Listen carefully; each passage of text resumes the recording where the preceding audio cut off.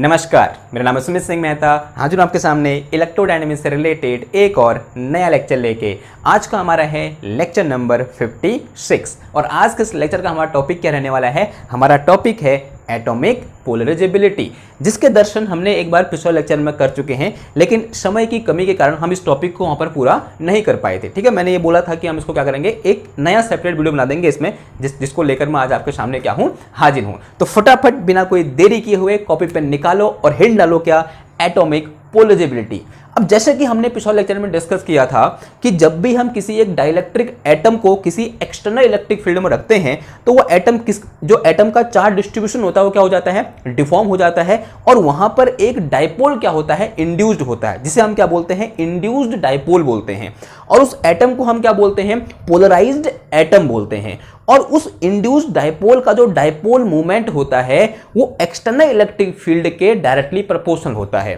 और जब हमने इन कैलकुलेशन, जब उस प्रोपोर्शनलिटी साइन को हमने हटाया था तो वहां पर एक कांस्टेंट आया था क्या, alpha, and that constant alpha is known as atomic polarisability. उसी कांस्टेंट को हमने क्या बोला था, एटॉमिक पोलराइजेबिलिटी बोला था। ठीक है, समझ में आई बात? हमने पिछले लेक्चर में क्या डिस्कस किया था, तो एक बार इसको यहां पर थोड़ा सा लिख लेते हैं, थ्योरी लिख देते हैं, फिर आपको क्या हो जाएगा, बेहतर समझ में आएगा। और फिर इससे रिलेटेड एक क्वेश्चन करेंगे, या बोल सकते हैं किसी एक एटम के लिए, उस एटम की मुझे रेडियस दी होगी, उस एटम में कितना नेगेटिव चार्ज है, कितना पॉजिटिव चार्ज है वो दिया होगा, और उस एटम के लिए मुझे क्या क्या फाइंड करना होगा, एटॉमिक पोलराइजेबिलिटी, या फिर बोलते हैं अल्फा क्या करना होगा, फाइंड करना होगा। और फिर इससे रिलेटेड दो और क्वेश्चन करेंगे, कहां से, ग्रिफिथ से। ठीक है, आप तैयार हो? ओके, फटाफट अगेन हिंट डालो, दोबारा बोल दिया मैंने, हिंट डालो फटाफट क्या, एटॉमिक पोलराइजेबिलिटी। और उसमें लिख के चलो यहां पर, सिंस वी नो, ऐसे लिखो, since we know when we placed any dielectric atom, dielectric atom का मतलब यहां पर समझ रहे हो क्या क्या बोलना चाह रहा हूं मैं, किसी डाइलेक्ट्रिक मटेरियल के एटम की बात हो रही है। ठीक है, तो when we place a dielectric atom in external electric field, external electric field, then charge distribution of atom gets deform, क्या हो जाता है, डिफॉर्म हो जाता है, and a dipole is induced called induced dipole,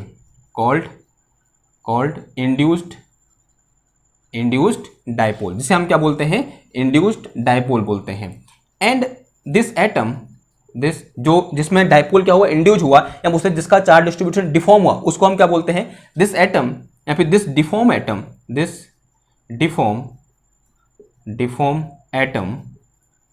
is called polarised atom. क्या बोलते हैं हम उसको, पोलराइज्ड एटम बोलते हैं। क्या बोलते हैं, polarised atom. And it is found that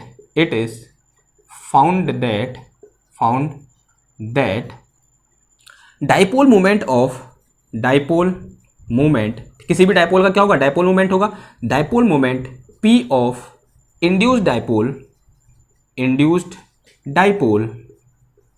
is proportional to external electric field, external electric field, let us say this external electric field is E external। ठीक है, उसकी वैल्यू कितनी है, E external है। ठीक है, तो इसका मतलब क्या हुआ, that is it mean कि जो मेरे पास क्या है, डाइपोल मोमेंट P है, that is proportional to क्या है हमारे पास, E external है। ठीक है, ये हमने पढ़ा था। and whenever we remove the proportionality sign with equal, तो यहां पर क्या आता है, कांस्टेंट आता है, तो यहां पर मेरे पास कितना आ जाएगा, this dipole moment P is equal to alpha into कितना आ गया, E एक्सटर्नल आ गया। अगर मैं ये बोलूं कि हमारा जो E एक्सटर्नल है वो E के बराबर है, ऐसा बोल सकता हूं मैं। ठीक है, किताब से मैच कराने के लिए कि जो E एक्सटर्नल है वो किसके बराबर है, E के बराबर है, तो यहां से मेरे पास P इक्वल टू कितना आ जाएगा, मेरे पास अल्फा इंटू E वेक्टर आ जाएगा। और यहां पर जो अल्फा है ये क्या है, प्रोपोर्शनलिटी कांस्टेंट है, और इसे हम क्या बोलते हैं, एटॉमिक पोलराइजेबिलिटी बोलते हैं। तो यही चीज क्या है, यहां पर हमारे पास एटॉमिक पोलराइजेबिलिटी है। तो यहां पर लिख के चलो, here alpha is atomic polarisability, ठीक है, क्या बोलते हैं, अल्फा को हम क्या बोलते हैं, एटॉमिक पोलराइजेबिलिटी बोल। अगर ऐसे मैं अल्फा को डिफाइन करना चाहूं तो अल्फा इक्वल टू कितना आ जाएगा, ये dipole moment of induced dipole divided by कितना आ जाएगा, एक्सटर्नल इलेक्ट्रिक फील्ड। ठीक है, यानी इंड्यूस्ड डायपोल और एक्सटर्नल इलेक्ट्रिक फील्ड का जो रेशियो होता है, सॉरी, इंड्यूस्ड डायपोल के डायपोल मोमेंट और एक्सटर्नल इलेक्ट्रिक फील्ड का जो रेशियो होता है उसी को हम क्या बोलते हैं, एटॉमिक पोलराइजेबिलिटी बोलते हैं। समझ में आई इतनी बात? ओके, नाउ अब हमें क्या करना है, किसी एक एटम के लिए एटॉमिक पोलराइजेबिलिटी क्या करना है, फाइंड करना है। तो लेट अस अंडरस्टैंड अल्फा और we can say atomic polarisability with the help of a question. ठीक है, तो ऐसे लिख कर चलो, यहां पर उसको आप एज ए क्वेश्चन भी ले सकते हो, एज ए टॉपिक भी ले सकते हो, वो आपकी मर्जी है। ठीक है, तो एक क्वेश्चन की हेल्प से लिखेंगे तो ज्यादा आपको क्या होगा, बेहतर समझ में आएगा। तो यहां पर लिख के चलो, लेट अस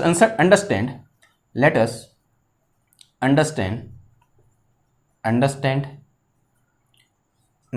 अल्फा, यहां पे एटॉमिक पोलराइजेबिलिटी, अल्फा का मतलब यहां पर क्या है, एटॉमिक पोलराइजेबिलिटी के लिए है, क्या का मतलब एटॉमिक पोलराइजेबिलिटी है। तो let us understand alpha with the help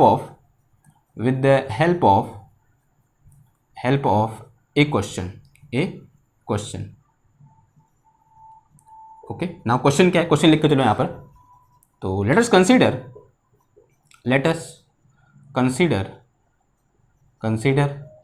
we have an atom of radius a, जिसकी रेडियस कितनी है, a है, and इलेक्ट्रॉनिक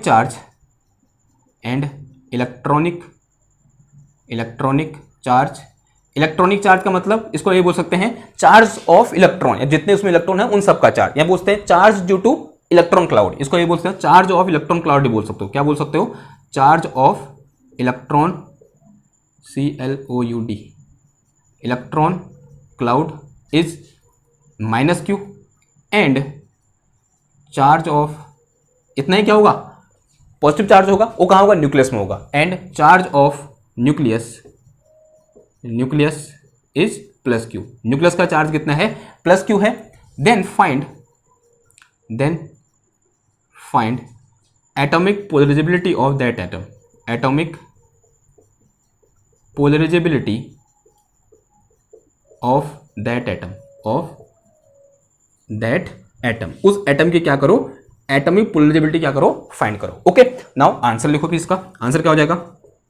आंसर देखो, हम एटम की बात हो रही है तो इनिशियली जब उसको हम एक्सटर्नल इलेक्ट्रिक फील्ड में नहीं रखेंगे तो वो कैसा होगा, न्यूट्रल होगा। तो ऐसा कुछ होगा कि मेरे पास क्या है, इस तरीके से एक एटम है जो कहा यहाँ पर नो फील्ड है, कोई एक्सटर्नल फील्ड नहीं लगा रखा है। ये चीज एटॉमिक पोलराइजेबिलिटी की बात हम कब करते हैं, जब उसको कहाँ रखते हैं, हम एक्सटर्नल इलेक्ट्रिक फील्ड में रखते हैं, तो यहाँ पर हमको कुछ एक्सटर्नल इलेक्ट्रिक फील्ड अप्लाई करना पड़ेगा। लेकिन उससे पहले देख लेते हैं कि जब यहाँ पर कोई भी एक्सटर्नल फील्ड अपने अप्लाई नहीं कर रखा है तो सिचुएशन क्या है। तो सिचुएशन को ऐसी होती है, जब मेरे पास नो फील्ड हो तब यहाँ पर क्या होता है, इस तरीके से एक न्यूक्लियस होता है, यूं करके यहाँ पर क्या होता है, न्यूक्लियस होता है, और इसके चारों ओर क्या होता है, इस तरीके से इलेक्ट्रॉन क्लाउड होता है नहीं होता है। ठीक है, इस तरीके से चारों ओर इलेक्ट्रॉन क्लाउड होता है, और इस इलेक्ट्रॉन क्लाउड में कितना चार्ज होता है, -q चार्ज, कितना चार्ज होता है, -q चार्ज होता है, और यहाँ पर कितना चार्ज होता है, +q चार्ज होता है। और हम ऐसा अज्यूम करते हैं कि इसका नेट चार्ज कितना है, 0 है, और ये बोलते हैं कि जो नेगेटिव चार्ज है और जो पॉजिटिव चार्ज है वो एक दूसरे को क्या कर रहे हैं, कोइंसाइड कर रहे हैं। यानी जो नेगेटिव चार्ज का सेंटर है वो भी यहाँ पर है, और जो पॉजिटिव चार्ज का सेंटर है वो भी कहाँ पर है, यहाँ पर है। ठीक है, समझ में आई बात नहीं। तो क्या बोलते हैं हम कि इस केस में इस पर्टिकुलर केस में जब यहाँ पर कोई भी, मेरे मुंह से आप वर्ड क्यों नहीं निकल रहे, तो इस पर्टिकुलर केस में जब यहाँ पर कोई भी फील्ड अप्लाई नहीं कर रखा है तब जो पॉजिटिव चार्ज और नेगेटिव चार्ज है वो एक दूसरे को क्या कर रहे हैं, कोइंसाइड कर रहे हैं। लेकिन जब हम यहाँ पर क्या लगाते हैं, कुछ एक्सटर्नल इलेक्ट्रिक फील्ड लगाते हैं, मान लिया ये मेरे पास क्या था, एटम था यूं करके, ओके, ये एटम है मेरा, और यहाँ पर हमने एक एक्सटर्नल इलेक्ट्रिक फील्ड लगा दिया इन दिस डायरेक्शन, तो this is my E external, ये क्या लगा दिया हमने यहाँ पर, कुछ ई एक्सटर्नल लगा दिया, किस डायरेक्शन में, उस डायरेक्शन में। ओके ना, होता क्या है, जैसे मैं यहाँ पर कुछ एक्सटर्नल इलेक्ट्रिक फील्ड लगाऊंगा तो पॉजिटिव चार्ज है वो किसकी डायरेक्शन में जाएगा, इलेक्ट्रिक फील्ड की डायरेक्शन में जाएगा, और जो नेगेटिव चार्ज है वो इलेक्ट्रिक फील्ड के अपोजिट डायरेक्शन में क्या करेगा, मूव करेगा, और यहाँ पर क्या बन जाएगा, एक डायपोल बन जाएगा। ऐसा होगा नहीं होगा। और हमने पिछले लेक्चर में एक अप्रोक्सीमेशन लिया था, या बोल सकते हैं एक अजम्पशन लिया था कि हम ऐसा अज्यूम करते हैं for our sake of simplicity, ताकि हमारा कैलकुलेशन करने में हमको कोई भी दिक्कत ना हो, इसके लिए हम क्या करते हैं, एक छोटा सा अजम्पशन लेते हैं। वो अजम्पशन कुछ ऐसा है, हम अज्यूम करते हैं कि हमारा नेगेटिव चार्ज कहीं मूव नहीं करता है, लेकिन हमारा positive charge in the direction of electric field क्या कर रहा है, मूव कर रहा है। नेगेटिव चार्ज सेंटर में है तो सेंटर में ही रहेगा, और जो पॉजिटिव चार्ज है वो मूव करेगा। हम क्या अज्यूम करते हैं, सिर्फ और सिर्फ क्या मूव कर रहा है, पॉजिटिव चार्ज क्या कर रहा है, मूव कर रहा है, ऐसा हम क्या करते हैं, अज्यूम करते हैं। लेकिन एक्चुअल लाइफ में नेगेटिव और पॉजिटिव चार्ज दोनों क्या करते हैं, मूव करते हैं। Positive charge in the direction of electric field move करेगा और negative charge opposite to the क्या करेगा, इलेक्ट्रिक फील्ड मूव करेगा। एक पूरी कहानी हम पिछले लेक्चर में क्या कर चुके हैं, डिस्कस कर चुके हैं। तो जैसे मैं यहां पे इलेक्ट्रिक फील्ड लगाऊंगा, होगा क्या, जो नेगेटिव चार्ज है वो तो यहीं पर रहेगा, सेंटर पे रहेगा, तो दिस इज माइनस क्यू, और जो मेरा पॉजिटिव चार्ज है वो यहां चला जाएगा। कहां चला जाएगा, इस पॉइंट चला जाएगा, तो ये क्या हो जाएगा मेरे पास, प्लस क्यू हो जाएगा, and this separation is D. और यहां पर जाए क्या होगा, रुक गया, इसका मतलब क्या हुआ, यहां पर क्या हो गया, एक इक्विलिब्रियम क्या हो गया, स्टेबलाइज हो गया। समझ में आई बात, क्या स्टेबलाइज हुआ, यहां पर एक इक्विलिब्रियम स्टेबलाइज हो गया। लेट अस से दिस डिस्टेंस इज डी, ये डिस्टेंस कितनी है मेरे पास, यहां पर डी है, और मुझे यहां पर क्या देखने को मिला, एक डायपोल देखने को मिला। ये पॉजिटिव नेगेटिव चार्ज है, पॉजिटिव चार्ज दोनों के बीच सेपरेशन कितना है, डी है।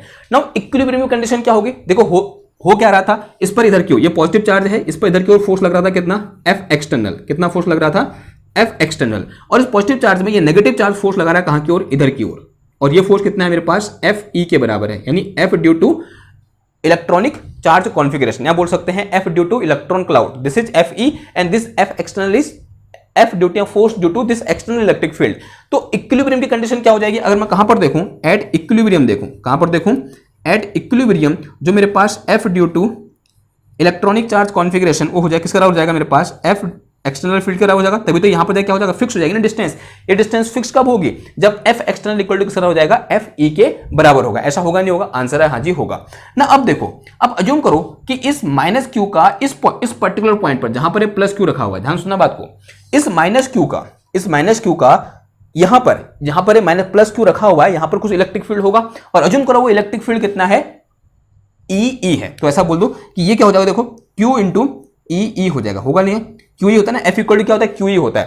क्यू क्या है, दिस इज प्लस चार्ज, उसका magnitude, and multiply by e का मतलब electric field due to minus q charge, या इसको ऐसे ही बोल सकते हैं, electric field due to electron cloud at this point, जिस पॉइंट पे हमने क्या रखा हुआ है, प्लस क्यू चार्ज रखा हुआ है। ये बात समझ में आई आपको, okay. Now this will be equal to, ये क्या हो जाएगा, देखो क्यू इंटू ई एक्सटर्नल के बराबर हो जाएगा, नहीं हो जाएगा, आंसर है हाँ जी हो जाएगा।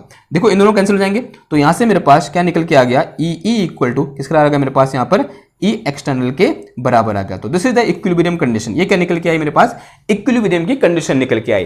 तो इक्विलिब्रियम की कंडीशन में क्या होगा कि electric field due to electronic charge, या बोल सकते हैं electric field due to electron cloud at this particular point is equal to electric field, या बोलते हैं अप्लाइड इलेक्ट्रिक फील्ड, किसका बराबर होगा, वो अप्लाइड इलेक्ट्रिक फील्ड के बराबर होगा। तभी हमें यहां पर क्या देखने को मिलेगी, इक्विलिब्रियम की कंडीशन देखने को मिलेगी। ठीक है ना। अब हमें क्या फाइंड करना है कि ये चीज क्या होगा, जो ई है, या फिर बोलते हैं electric field due to electronic charge configuration, या बोलते हैं electric field due to electron cloud क्या है।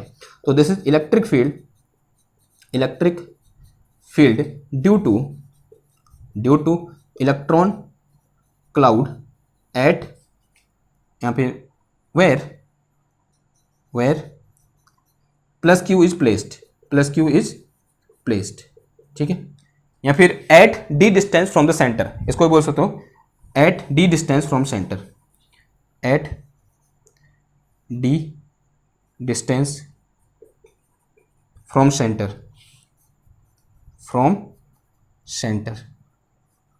ठीक है। और जो डी है वो लेस देन क्या है, ए है, जो डी है वो क्या है, लेस देन ए है। ए क्या है, इसकी रेडियस है, हमने बोला था ना, ए इज रेडियस, बोला है हमने, देखो जो ए क्या है, इसकी रेडियस है। अगर इसकी रेडियस की बात करूं, दिस रेडियस इज ए क्या है, इसकी रेडियस है, और जो डी है वो क्या है, उसके अंदर है, बाहर जाएगा तो आयनाइज हो जाएगा, फिर वो डाइलेक्ट्रिक बचेगा ही नहीं, वो क्या बन जाएगा, कंडक्टर हो जाएगा, वो केस अलग है फिर, ओके। तो ये चीज है ना। अब देखो ये चीज मुझे फाइंड करनी है, ई क्या करना है, फाइंड करना है, ओके। देखो कैसे निकालेंगे, तो मिटा दूं मैं, ठीक है, नोट कर लो इसको एक बार, फिर मिटा रहा हूं।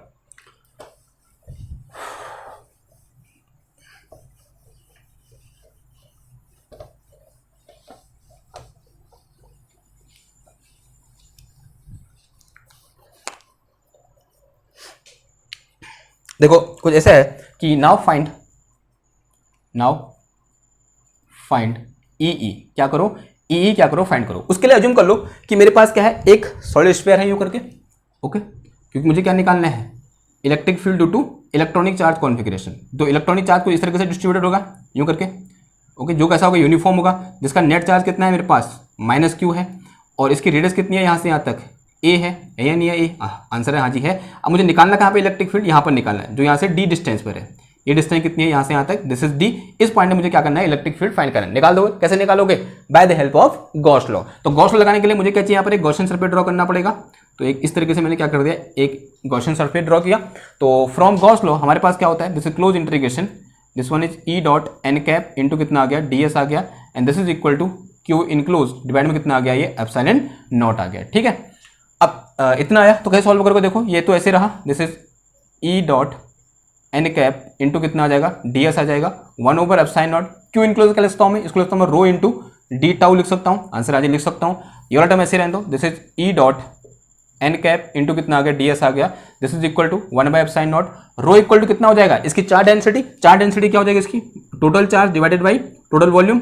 तो कितना आ जाएगा, देखो 4/3 पाई ए क्यूब आ जाएगा, पाई ए क्यूब इंटू कितना आ जाएगा, डी टाउ आ गया। ठीक है, तो this is equal to, this is minus का क्यू अपॉन कितना आया, epsilon naught, and into 1/4 4/3 pi a cube, और इंटीग्रेशन का डी टाउ। डी टाउ का इंटीग्रेशन का मतलब गॉसियन सरफेस के अंदर जितने वॉल्यूम में चार्ज है उसका वॉल्यूम, तो कितना हो जाएगा, देखो this will be equal to 4/3 pi d cube आ जाएगा, कितना आ जाएगा, 4/3 पाई डी क्यूब। देखो इससे ये गया, इससे ये सब चीज़ें चलेगी, तो यहाँ से ये बचा, और इसको सॉल्व करोगे कितना आ जाएगा, ये जो एन कैप और ई की डायरेक्शन सेम होगी बिकॉज दिस स्पेरिकल सिमेट्रिक, तो ई और इंटू कितना आ जाएगा, ये आ जाएगा मेरे पास कितना, 4 pi d square, because surface area of और Gaussian surface 4 pi d square, and this is equal to minus का क्यू अपॉन कितना आ गया, ये epsilon naught, and this is d cube upon कितना आया, ए क्यूब आया। यहाँ से देखो इससे ये एक बार कैंसिल हो जाएगा, तो यहाँ से मेरे पास electric field vector equal to कितना आया, 1/4 pi epsilon naught, and this is minus का q upon a cube into d, और डायरेक्शन क्या हो जाएगी इसकी, आर कैप क्या हो जाएगी, डायरेक्शन। तो दिस इज इलेक्ट्रिक फील्ड, तो this is electric field due to this minus q charge at this point where the plus q charge is placed. अब इस पर लगने वाला फोर्स कितना हो जाएगा, फिर या इसको इधर पुट कर दो तो कितना निकल के आएगा मेरे पास। तो नाउ इसको कुछ इक्वेशन 1 बोलूं मैं, नाउ इक्वेशन 1 बिकम, नाउ इसको इन टर्म्स ऑफ मैग्नीट्यूड लिख दो। पहले कैसे लिख दो, मैग्नीट्यूड के टर्म में, क्योंकि डायरेक्शन की झंझट हटा दो ऐसे, तो क्या लिख दो, मैग्नीट्यूड के टर्म में लिख दो। तो ऐसे कितना आ जाएगा, ये ई इक्वल टू कितना आ गया, ई एक्सटर्नल आ जाएगा। ठीक है, तो अगर e equal to e external होगा तो इसे इक्वेशन 1 बोलिया, तो equation 1, now equation 1 become, now equation 1 become, equation 1 क्या बन जाएगी, देखो मेरे पास इसकी जगह ये पुट कर दोगे ई की जगह विथ मैग्नीट्यूड, तो मैग्नीट्यूड माइनस साइन हट जाएगा, तो 1/4 pi epsilon naught q upon a cube into d, this is equal to कितना आ जाएगा, ये ई एक्सटर्नल आ जाएगा। ठीक है, नाउ अगर मेरे पास ये डायपोल है, ये डायपोल है, तो यहां से मेरे पास जो P इक्वल टू होगा वो किसके बराबर होगा, मेरे पास Q इंटू डी के बराबर होगा, नहीं होगा, आंसर है हाँ जी होगा। तो सिंस वी नो जो dipole moment P equal to होता है किसके बराबर होता है, Q इंटू डी के बराबर होता है। अगर से मैग्नीट्यूड की बात करूं तो P इक्वल टू क्या हो जाएगा, सिंपल QD हो जाएगा। तो यहाँ पर जो QD है इसकी तो मैं P लिख सकता हूँ, हाँ जी लिख सकता हूँ। तो this is 1/4 pi epsilon naught, तो P अपॉन कितना आ गया, ये a की power 3, this is equal to कितना आ गया, ये ई एक्सटर्नल आ गया, नहीं आ गया, आंसर आज आ गया। अब हमने पढ़ा था थोड़ी देर पहले, जो P होता है वो डायरेक्टली प्रोपोर्शनल क्या होता है, यहाँ बोलते हैं P इक्वल टू कितना होता है मेरे पास, अल्फा इंटू ई एक्सटर्नल होता है, नहीं होता है, आंसर हाँ जी होता है। तो यहाँ पर P की जो क्या पुट कर दोगे, alpha into e external put कर दो, तो यहाँ से मेरे पास 1/4 pi epsilon naught, this is alpha into e external upon कितना आ गया, ये a की power 3, this is equal to ये कितना आ गया मेरे पास ई एक्सटर्नल, इससे ये चीज क्या हो जाएगा, मेरा कैंसिल हो जाएगा। तो यहाँ मेरे पास अल्फा इक्वल टू कितना आ गया, इधर कर दें, तो यहाँ से मेरे पास अल्फा इक्वल टू आ गया मेरे पास कितना, 4 pi epsilon naught into a की पावर कितना आ गया, 3 आ गया। ठीक है, तो दिस इज माई आंसर। तो ये क्या निकला, हमारा आंसर निकल गया, this is the atomic polarisability of a atom having radius a, जिसकी रेडियस कितनी है, a है। उसके लिए मेरे पास जो एटॉमिक पोलराइजेबिलिटी है उसका फॉर्मूला क्या होता है, ये होता है कि alpha equal to 4 pi epsilon naught a cube. Okay, इसको ऐसे मॉडिफाई कर सकते हो आप, देखो this is alpha equal to, इसको 4/3 कर दो, तो 4/3 पाई a क्यूब, और 3 से मल्टीप्लाई डिवाइड कर दो, 3 से डिवाइड भी करना पड़ेगा, तो 3 एप्सिलॉन नॉट। और ये चीज क्या है, वॉल्यूम है ना, ये है ना वॉल्यूम, ये वॉल्यूम है किसका, इस एटम का, तो कितना आ जाएगा, 3 एप्सिलॉन नॉट इंटू वी भी आ जाएगा, जहां वी क्या है, वॉल्यूम है। तो ये भी क्या होगा, इसका फॉर्मूला हो गया। And both the formulas are important, और आपके एग्जाम में इसे प्रूव करने को आ सकता है, या सीधे सीधे सेम क्वेश्चन, ये ग्रिफिथ का क्वेश्चन है, और ग्रिफिथ का क्वेश्चन कभी कभी आपके एग्जाम में डायरेक्ट पूछे जाते हैं, आपको ये पता होना चाहिए। थोड़ा सा मतलब चेंज हो जाएगा उसमें, उसकी जगह एक ही जगह आर बोल देगा वो, ठीक, क्लियर है बात इतनी। तो ये क्या हो गया हमारे पास, atomic polarisability of a atom having radius a हो गया। नाउ एक आध क्वेश्चन और देखते हैं ग्रिफिथ से, बुक कहाँ गई, ओके। तो उससे पहले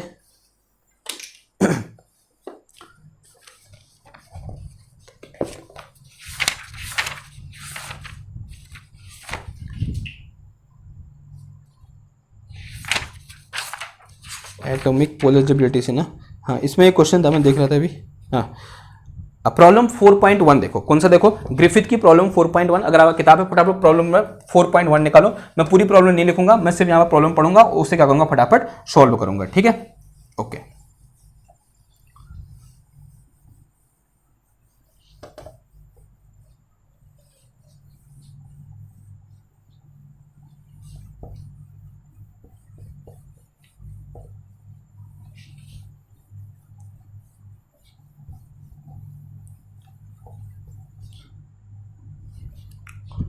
देखो क्वेश्चन बोल रहा है, क्वेश्चन नंबर 4.1, ग्रिफिथ की प्रॉब्लम नंबर कौन सी है?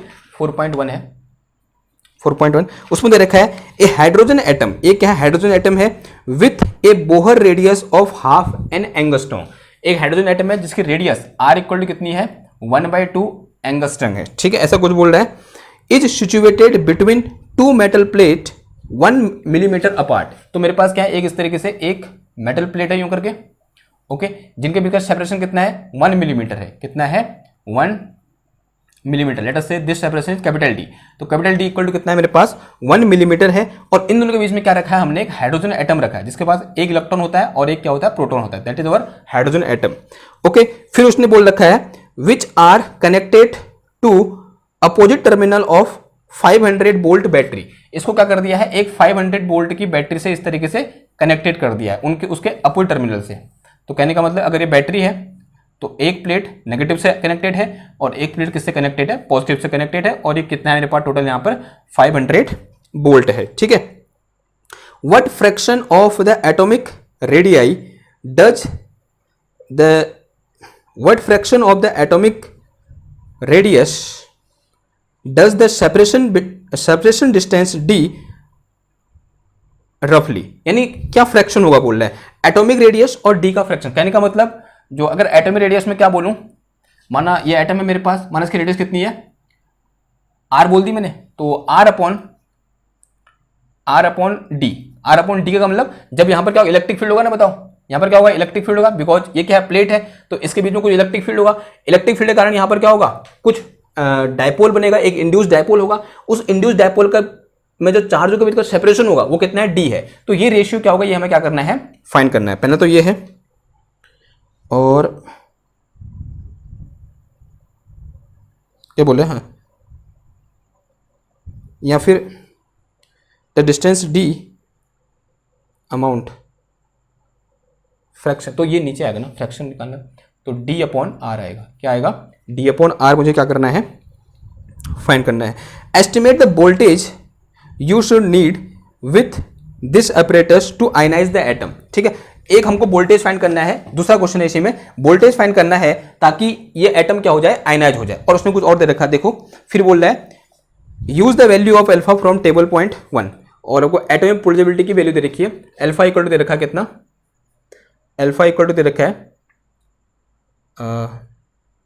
ये दे रखा है, कितना दे रखा है? Alpha upon 4 pi epsilon naught equal to दे रखा कितना?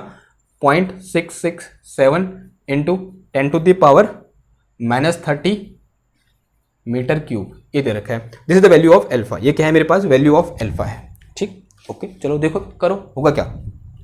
अब सबसे पहले समझो क्वेश्चन को। क्वेश्चन क्या है?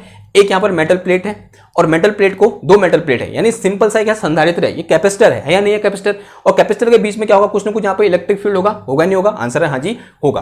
और वो इलेक्ट्रिक फील्ड इस एटम के लिए किस तरह बिहेव करेगा? एक्सटर्नल इलेक्ट्रिक फील्ड की तरह क्या करेगा? बिहेव करेगा। तो यानी यहां पर जो इलेक्ट्रिक फील्ड होगा वो क्या होगा मेरे पास? ई एक्सटर्नल होगा। सबसे पहले क्या निकाल दो? ये ई एक्सटर्नल कितना होगा? ये निकाल दो, कितना होगा बताओ? ये E external, E external equal to क्या होता है मेरे पास? देखो V अपॉन डी, इसके पोटेंशियल डिफरेंस कितना है? V है, और दोनों के बीच का सेपरेशन कितना है? D है, यानी कैपिटल D। तो V अपॉन डी कितना आ जाएगा? 500 डिवाइड में कितना आ जाएगा? ये 1 mm करने का मतलब 1 into 10 to the power -3 metre. तो ये आ गया मेरे पास कितना? 500 इंटू 10 टू दी पावर 3, और ये आ गया मेरे पास कितना? 5 इंटू 10 टू दी पावर 5, इतना न्यूटन पर कूलम, ये आ जाएगा। तो this is my electric field, this electric field is act as a external electric field this hydrogen atom. Okay, now अब हम क्या बोलेंगे कि हाइड्रोजन एटम इस इलेक्ट्रिक फील्ड में रखा हुआ है, और जैसे इस हाइड्रोजन एटम को हम इस इलेक्ट्रिक फील्ड में रखेंगे तो ये क्या करेगा, इसको पोलराइज करेगा। बोल सकते हैं यहां पर क्या होगा, एक इंड्यूस्ड डायपोल क्या होगा, क्रिएट होगा। ओके, और उस डायपोल का जो डायपोल मूवमेंट होगा P जो होगा वो एक्चुअल में क्या होगा, P इक्वल टू क्या होगा मेरे पास, अल्फा इंटू ई एक्सटर्नल के बराबर होगा। ऐसा होगा नहीं होगा? आंसर है हाँ जी, ऐसा ही होगा। ओके, तो यहां से और क्या कर सकता हूं मैं, देखो P इक्वल टू क्या होता है हमारे पास, सिंस वी नो जो P इक्वल टू होता है वो क्या होता है, Q इंटू डी के बराबर होता है। अगर मैं मैग्नीट्यूड की बात करूं तो P इक्वल टू क्या होता है मेरे पास, सिंपल क्यू डी के बराबर होता है। अगर मैं इसकी बात करूं, in hydrogen atom we have only one electron, तो जो Q की जो कितना आ जाएगा मेरे पास इलेक्ट्रॉन का चार्ज आ जाएगा, तो P इक्वल टू कितना आ जाएगा, E इंटू डी आ जाएगा। आएगा नहीं आएगा? तो यहां पर P की जो कितना पुट कर सकते हो आप, E इंटू डी पुट कर सकते हो। अगर इसको पूरे को किसके टर्म में लिखो, मैग्नीट्यूड के टर्म में लिखो, तो ई डी इक्वल टू आ गया मेरे पास कितना, अल्फा इंटू ई, और ये E की वैल्यू मेरे पास कितनी है, ये है, यानी इतनी है, कितनी है मेरे पास, 5 इंटू 10 टू द पावर 5 है। तो ऐसे D इक्वल टू कितना आ गया मेरे पास, D इक्वल टू आ गया मेरे पास कितना, alpha into 5 into 10 to the power 5, और डिवाइड में कितना आ गया, ये E आ गया। मुझे चाहिए क्या, E अपॉन आर चाहिए, तो यहां से मेरे पास E अपॉन आर यानी रेडियस ऑफ आवर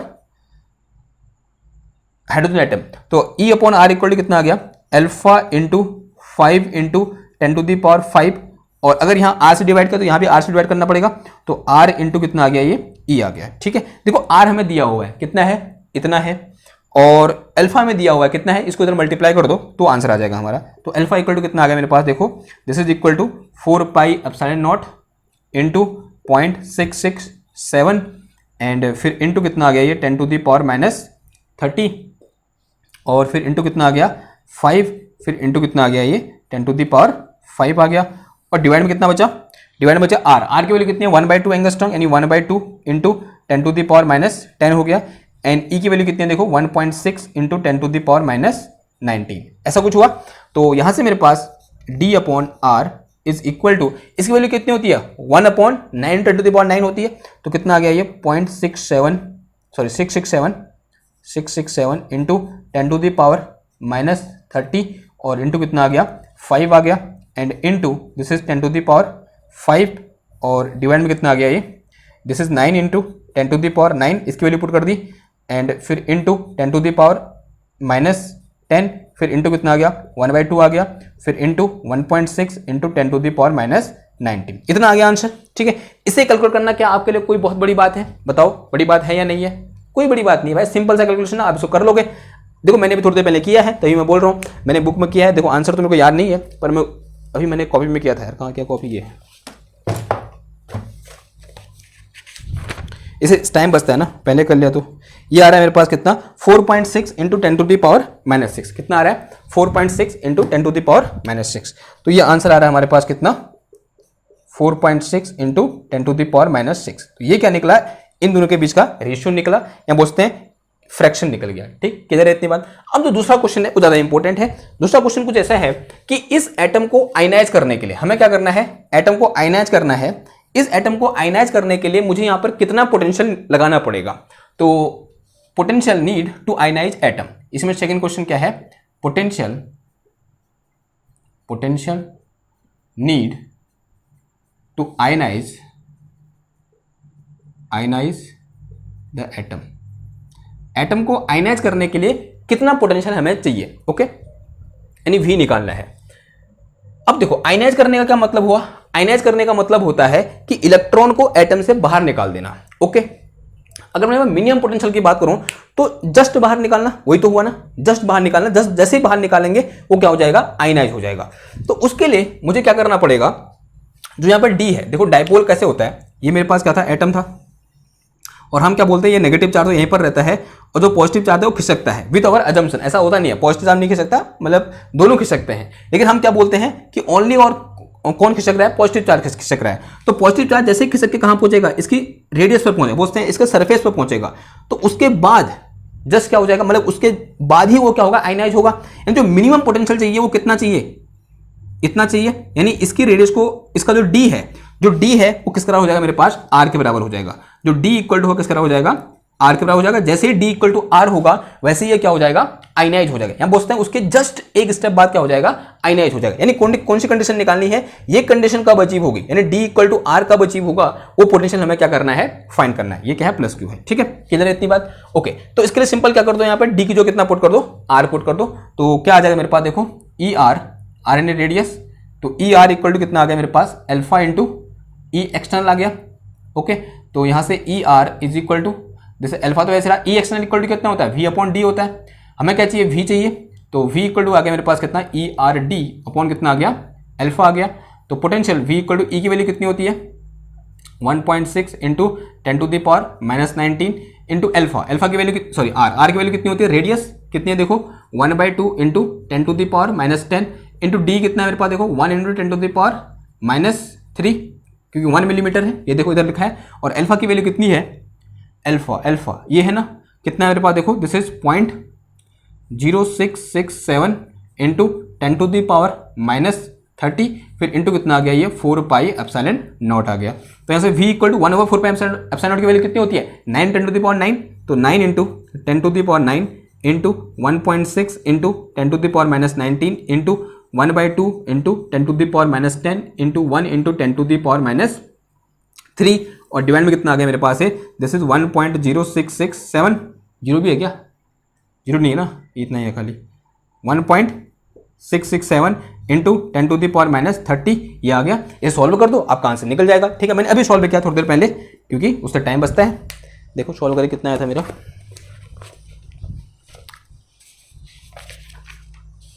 कुछ 10 टू द पावर माइनस 8 के अबाउट आ रहा था,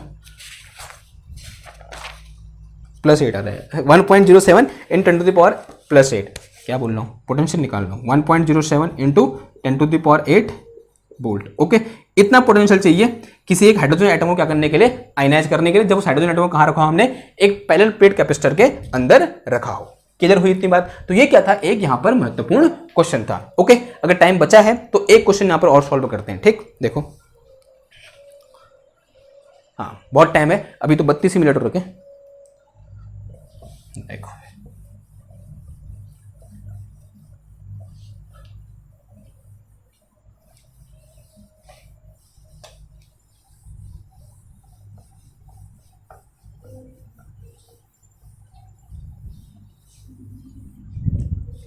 अगेन ग्रिफिथ से क्वेश्चन लेते हैं। यहां पर क्वेश्चन नंबर दिया है 4.44, क्वेश्चन नंबर 4.44 देखो क्या बोल रहा है, a point charge Q is situated at large distance R from a neutral atom of polarizability alpha.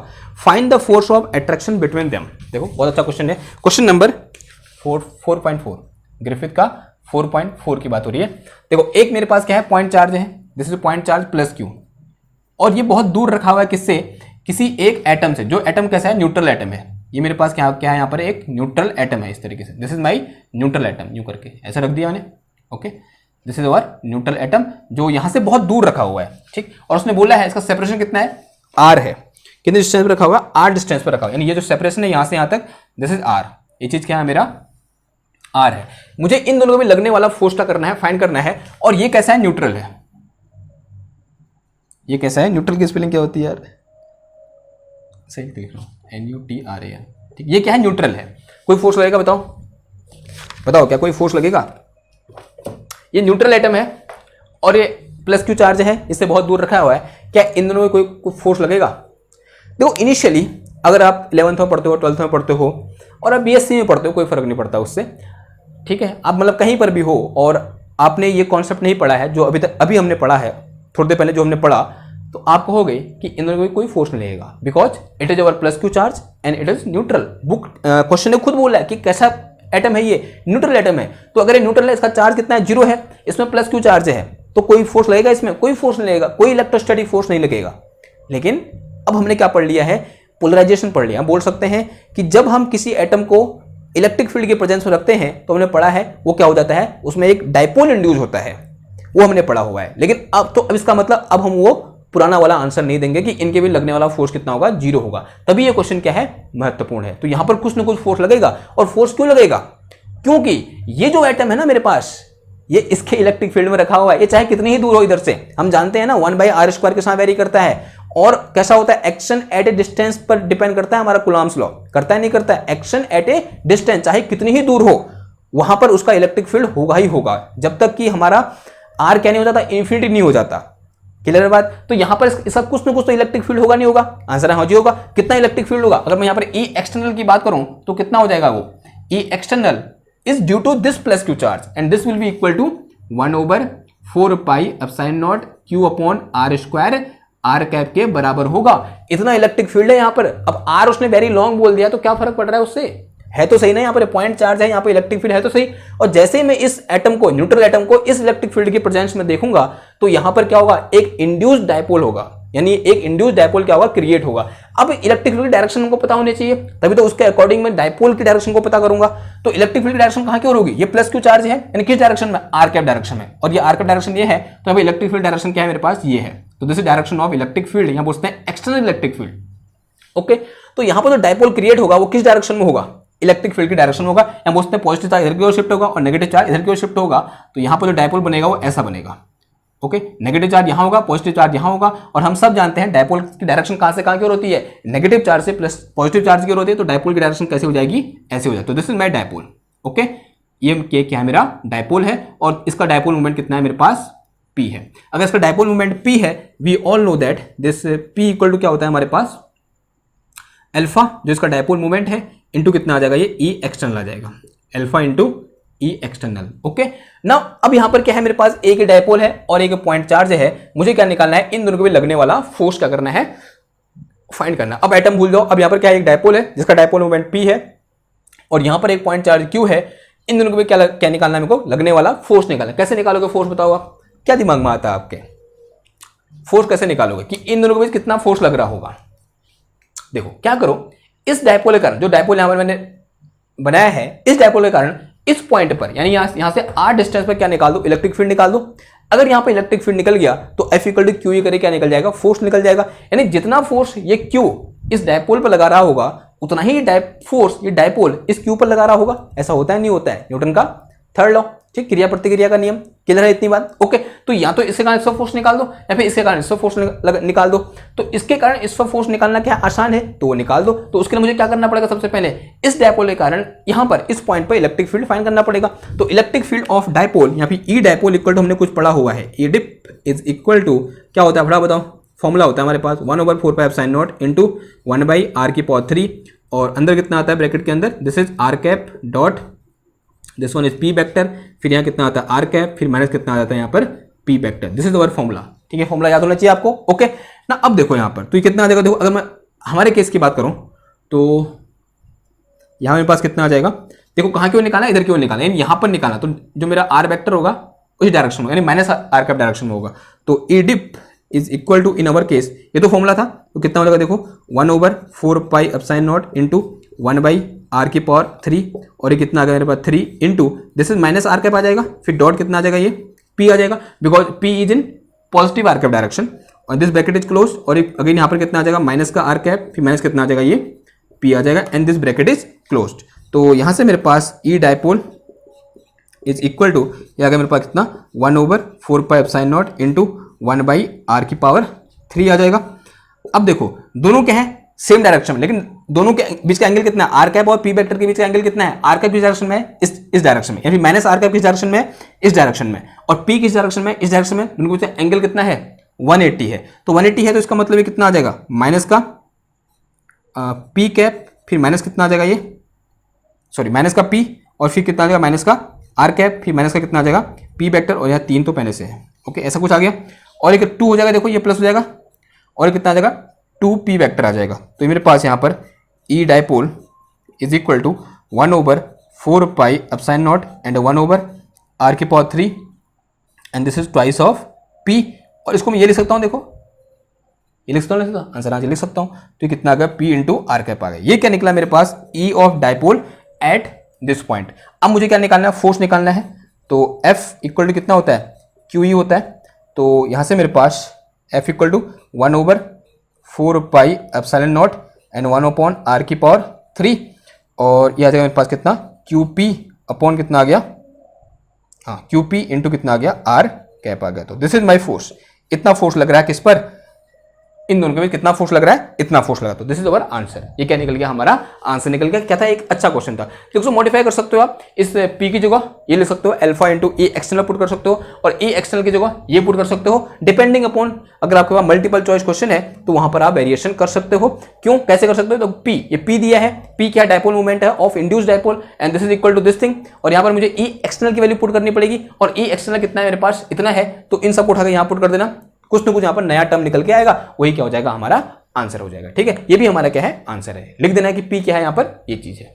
Okay, तो एक और क्वेश्चन देखो, वैसे होमवर्क है आपके लिए, ग्रिफिथ निकालो और ग्रिफिथ का क्वेश्चन नंबर 4.5, प्रॉब्लम नंबर 4.5 क्या करो, सॉल्व करो। इसमें दो क्वेश्चन दिए हुए हैं, दोनों डायपोल से रिलेटेड है, दोनों डायपोल के बीच का हमें क्या निकालना है, इंटरेक्शन निकालना है और टॉर्क निकालना है। शायद उसमें एक क्वेश्चन हमने कर दिया है, लेकिन दूसरा क्वेश्चन क्या है, जो फिगर 4.7 वाला दे रखा है, वो क्या है, बहुत ज्यादा इंपॉर्टेंट क्वेश्चन है, उसको करना। अगर वो समझ नहीं आता आपको कहीं पर भी, मेरे को क्या करो, फटाफट मैसेज करो, क्योंकि इस टाइप के क्वेश्चन आपके एग्जाम में पूछे जाते हैं। ठीक है, उसमें शायद मेरे को एक ग्राउंडिंग कंडक्टिंग प्लेट दे रखी है, आई थिंक। ठीक है, ऐसा कुछ है। ओके, इसमें है कहीं और है, हाँ 4.5 एंड 4.6 दोनों क्वेश्चन है। कौन कौन से, 4.5 एंड 4.6 दोनों क्वेश्चन क्या करने हैं आपको, सॉल्व करने। दोनों क्या है, महत्वपूर्ण क्वेश्चन है। ठीक है, तो ये क्या हो गया, हमारा जो एटॉमिक पोलराइजेबिलिटी वाला टॉपिक है वो क्या होगा, कंप्लीट हो गया। अब इसमें आपको कोई भी शंका नहीं होनी चाहिए। ठीक है, शंका है तो बजा डालो ओके, लेकिन वो वाली शंका नहीं होनी चाहिए जो अक्सर होती है बच्चों को। ठीक, तो आज के लिए बस इतना ही, मिलते हैं आपसे नेक्स्ट क्लास में एक और नए टॉपिक के साथ। तब तक के लिए थैंक यू, धन्यवाद, बाय बाय।